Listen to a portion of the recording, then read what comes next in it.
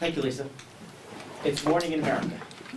I'm very excited to be a part of this team that delivers results and actually backs up campaign promises. This is the great American comeback. And it's no accident. It is a plan that we put together over a year ago to put money back in people's pockets. We secured the border, we reduced gas prices, interest rates are down, inflation is down under 3%. Economic growth is up, foreign investment up, retirement savings and 401ks are up. That's why it's Morning in America. And as Ronald Reagan, as I'm a former history teacher, used to talk about, are you better off today than you were 4 years ago? It was the same challenge that he had with Jimmy Carter after a failed foreign policy and domestic policy. And he implemented a plan to make it Morning in America again. But we went beyond that.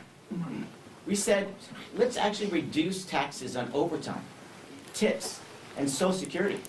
And never forget, these are something that's earned. These aren't welfare programs. People work hard every day to earn overtime and tips, let alone a lifetime to earn Social Security. And they finally get to keep more of the money they earn. That's what America is all about. And let's recall the Democrats had this opportunity just a few years ago.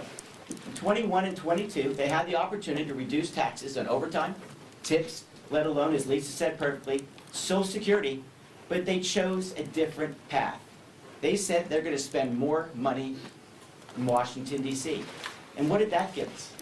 It gave us failure. Leader Emmer and I serve on the Financial Services Committee along with Lisa. We heard directly from the Fed chair, who's not exactly the biggest fan of the President of the United States. And I asked him a direct question. What caused that hyperinflation, the highest since Jimmy Carter? And he said it right in committee. He said, big spending by the government. We have turned that around, and we're investing in people again instead of government. You know, it's a very simple equation in my world as I teach history, and I've been involved in politics for about 25 years. The simple plan what we have versus what the Democrats are talking about. Democrats say basically, send us more money and more power to Washington, D.C. because we know best. I fundamentally disagree. What I believe, not what this party believes, and what the president has been talking about, is let's invest in people again by giving them their own money back because they know what unique problems they face every single day. That's why I got back into politics, because I wanted to work again. And as French Hill and the Financial Services Committee proved again last night, we can find bipartisan solutions when we work together in a common sense way. And isn't that a refreshing change of what's happening in Washington? And I'll close with what Lisa talked about. This is a Morning in America moment. People feel like there's optimism once again. We're leading overseas. We're leading here at home, and we made the fundamental promise, and we kept that promise, that we would secure the border and go after the bad guys who are ravaging these cities.